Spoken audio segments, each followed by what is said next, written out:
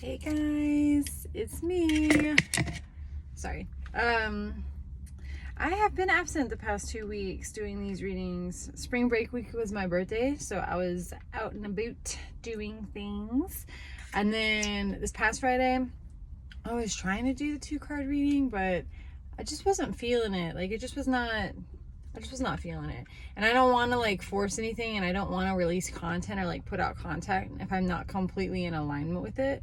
So here I am today. I wanted to do it today. And it's actually quite interesting because Kim from Lotus and Bloom stopped by the shop yesterday as a surprise, and she brought me this Moon Witch deck, which I'm really excited about. I've never used it, so this is my first time using it, and I'm gonna use it on you guys.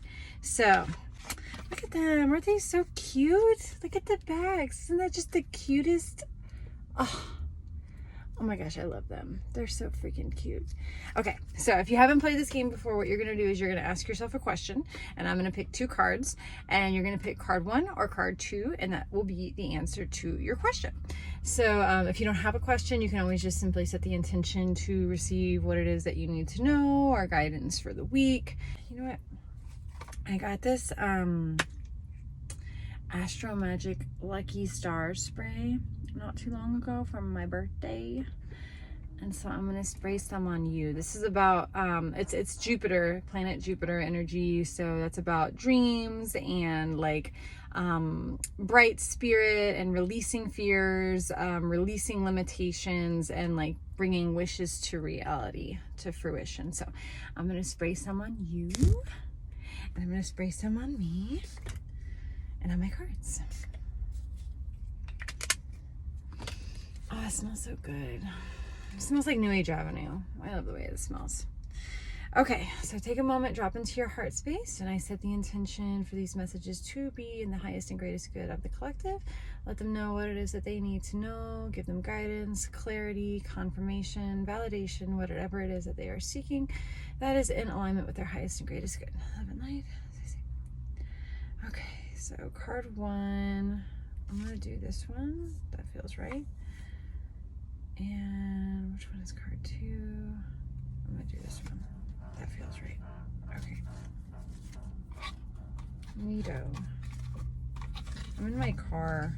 I just got out of the gym. I'm just in the gym parking lot right now. I'm all sweaty. Okay, so we have cast a circle for card 1. And this says, healthy boundaries are crucial for growth. Okay.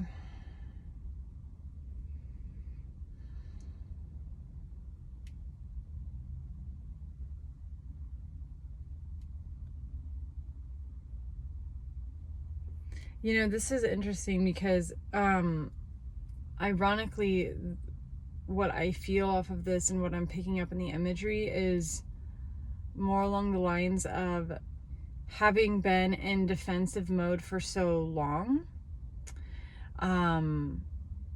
having trust issues or not being able to let the good things in, the good things that are trying to come into your life, because they're really drawing my attention to the sword and the flowers around the sword.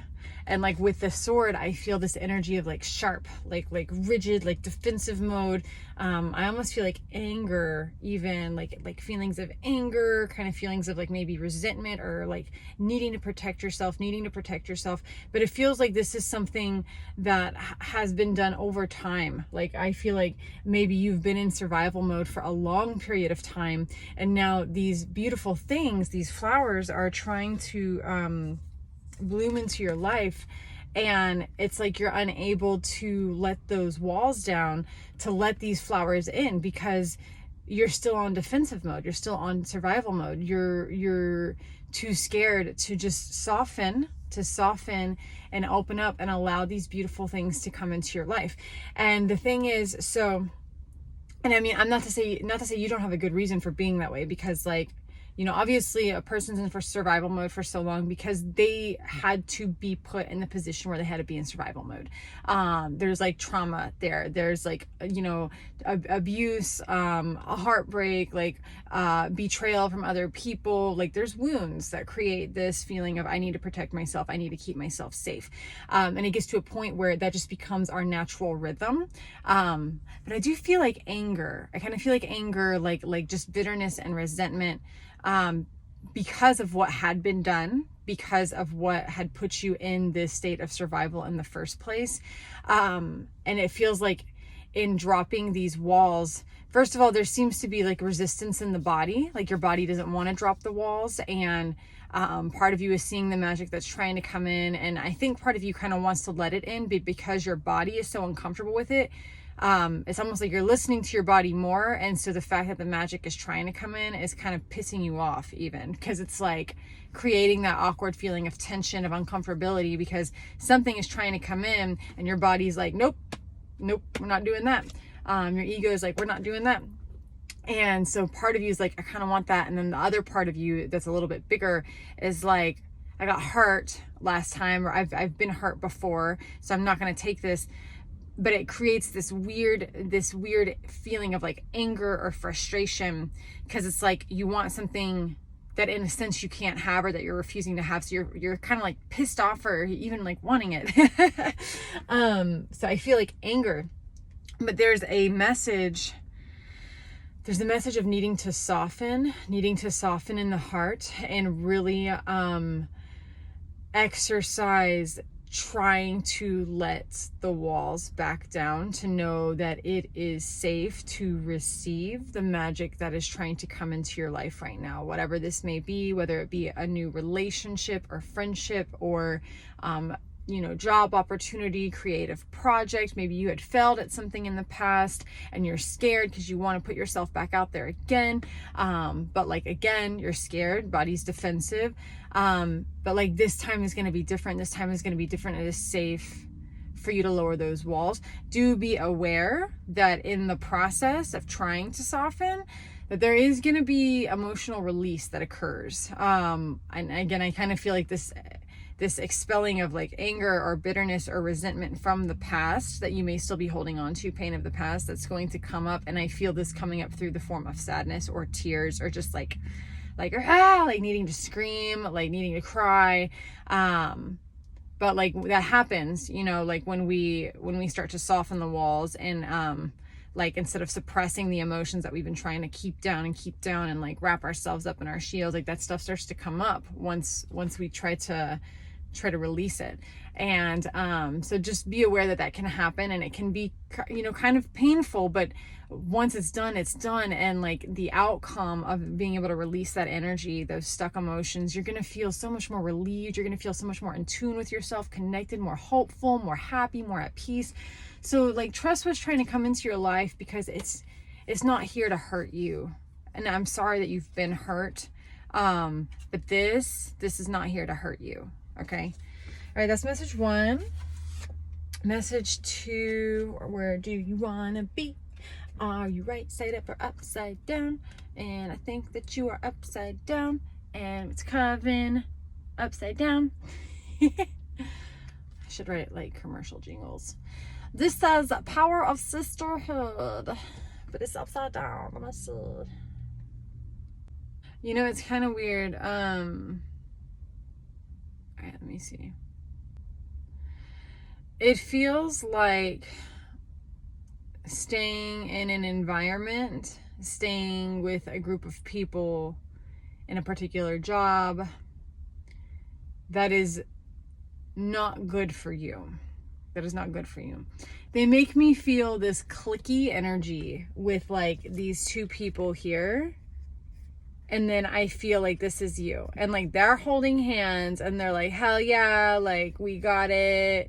Like girl power, guy power, like whatever.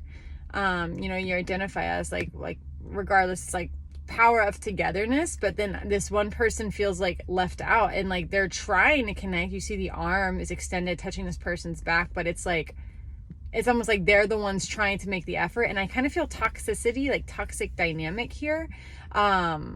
Like as if they're saying, oh yeah, it's all three of us against the world, but really like these two have their own little thing going on and you're kind of like off to the side. And I feel like you feel that like third wheel energy, like as if you're staying in an environment where you're trying to like get love or trying to get approval or trying to get validation.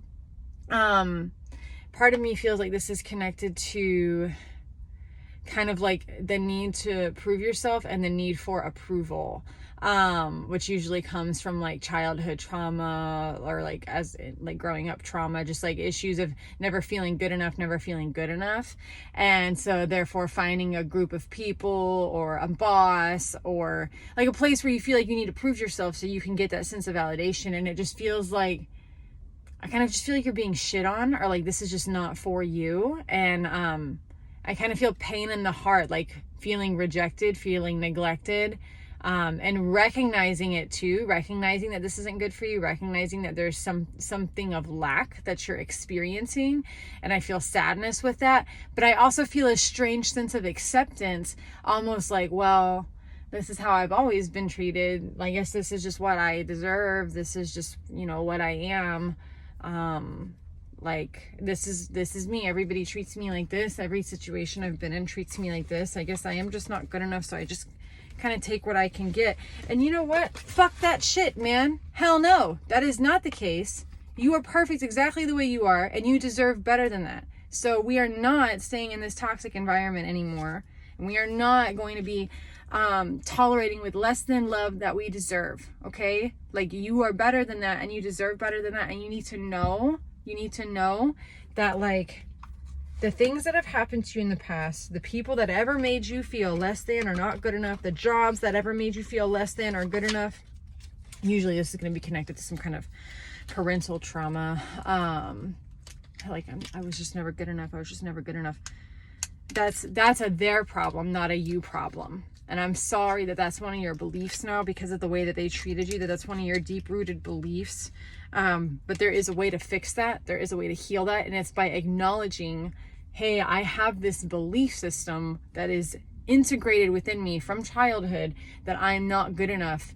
And that's not the truth. But the first step to realizing that's not the truth is acknowledging that that's a belief that you're living off of. Okay, the belief that you have is not the reality.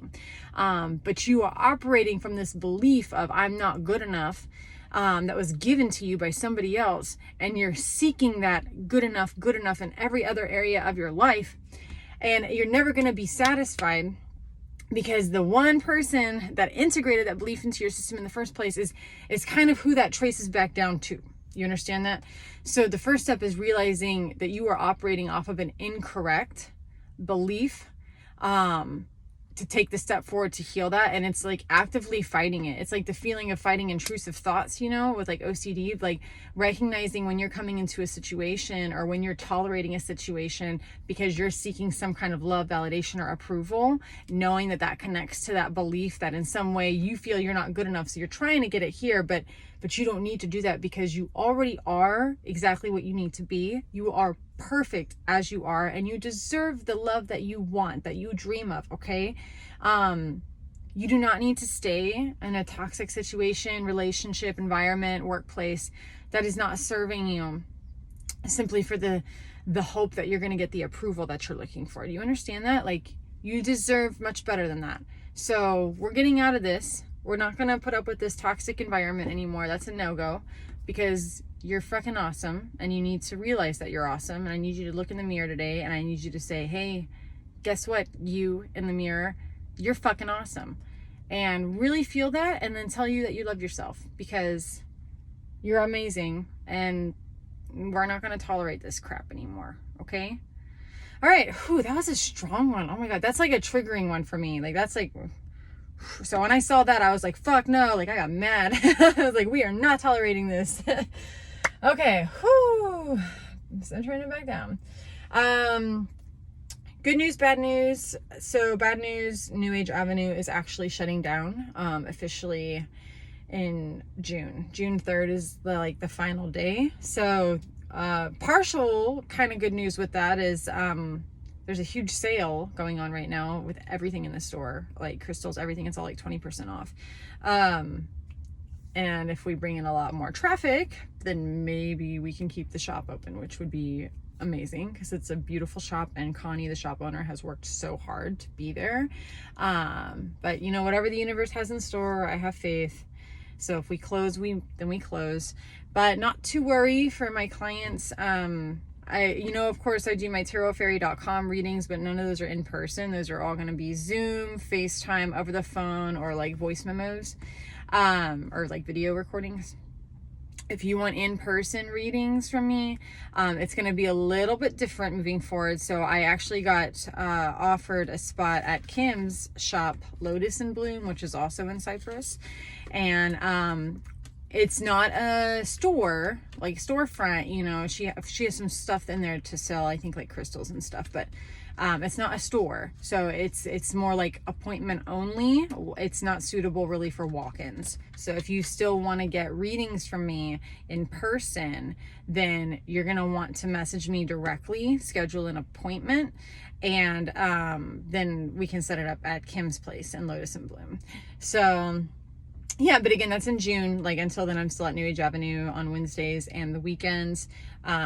Since I was out the past 2 Wednesdays, this upcoming Witchy Wednesday is probably going to be a full house. So if you have been wanting a reading, I can guarantee you that I'm not going to have any time to take walk-ins. So you're going to need to call and like make an appointment. Like that's going to be the best thing that you can do, because I guarantee you, like, I'm gonna have a full schedule Wednesday night. So call and make an appointment while there's still some available, if there are still some available.